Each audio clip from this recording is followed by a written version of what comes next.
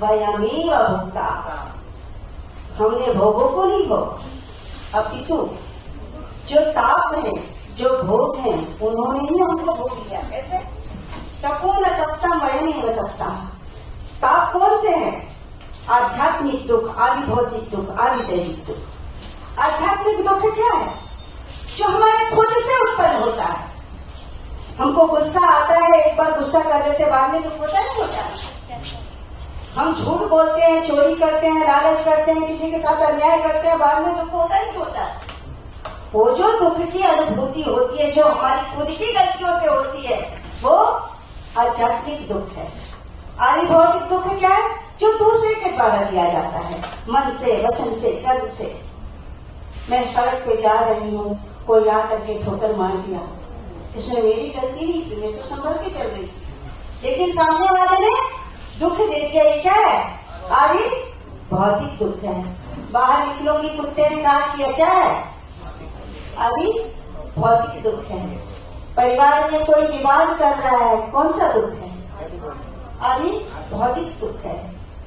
और आदि दैविक दुख कौन सा है? बहुत बाढ़ आ जाता है, आंधी आ जाती है, तूफान आ जाता है।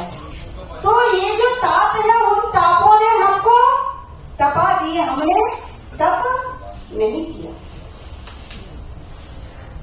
आगे है कालो न यातो वयमेव यातः। समय नहीं नष्ट होता है, हम ही, हमारा समय ही पूरा हो जाता है। सही है ना? कालो न यातो वयमेव यातः। अंतिम कड़ी को थोड़ा ध्यान देना।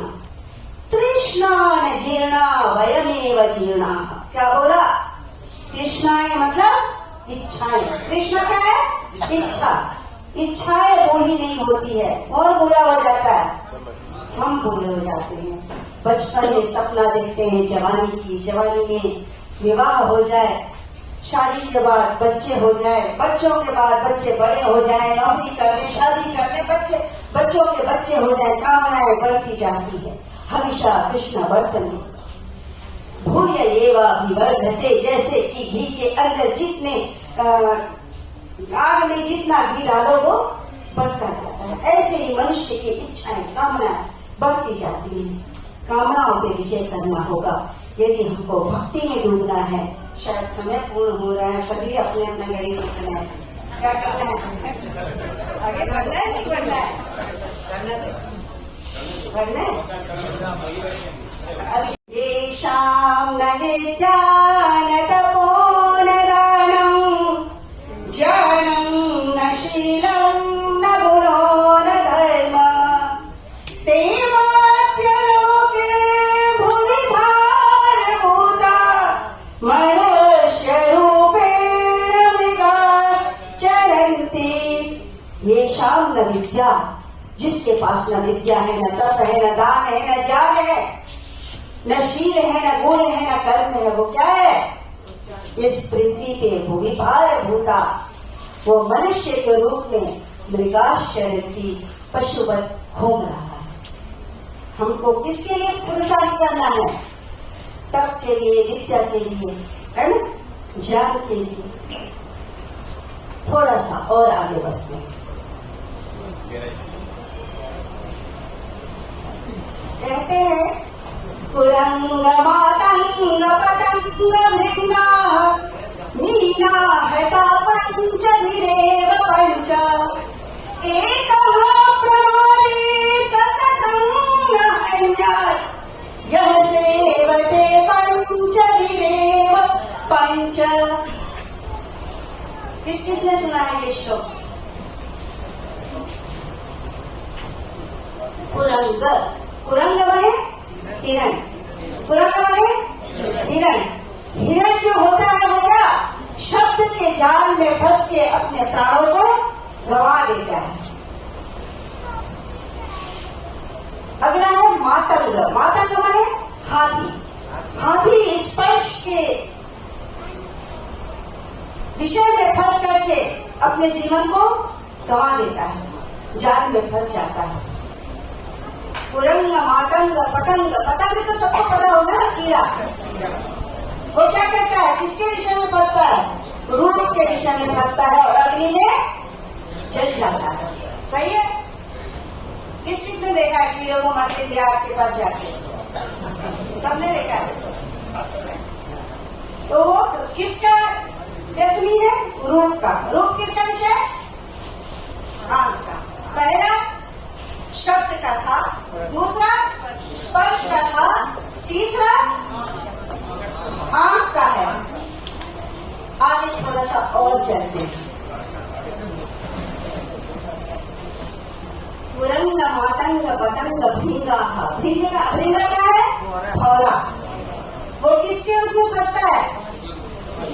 भौरा गंध में फंस के अपने जीवन को क्या करता है? नष्ट कर देता है। थोड़ा सा और आगे बढ़ते हैं। मीना बता। मीना मतलब मछली। किसमें फंस जाती है? रस से। समझ रहे? वो भी अपना प्राण गंवा देती है, जाल में फंस जाती है रस के उसमें आकर के। अब सोचना जरा, एक प्रमादी सकथम न। एक विषय में फंसने वाले लोग अपने प्राण को गवा देते हैं, और ये जो मनुष्य है उसका चिंतन करना फंसता है। और वो कैसे नहीं मरेगा? उसके लिए क्या करना है? जितेंद्रिय बनना है। अपनी इच्छाओं को, कामनाओं को अपने वश में करना है।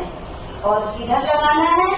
अपनी शक्ति को, ऊर्जा को किधर लगाना है? मैंने सबसे पहले बताया था, जो हमारे पास नहीं है वो क्या है? आनंद नहीं है। और परम आनंद किसके पास है? जिसके पास जो वस्तु होगी वहीं ले जाना होगा।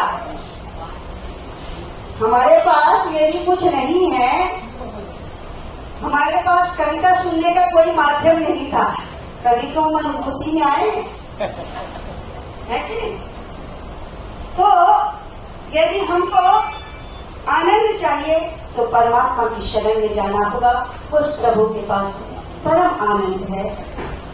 हमें अपने इंद्रियों पे विजय करना होगा, अपने विषयों पे कंट्रोल करके धीरे धीरे उस परमात्मा में लगाना होगा। इन्हीं शब्दों के साथ समय ज्यादा न लेती हूँ, अपने नाम को याद करेंगे। ओम शांति।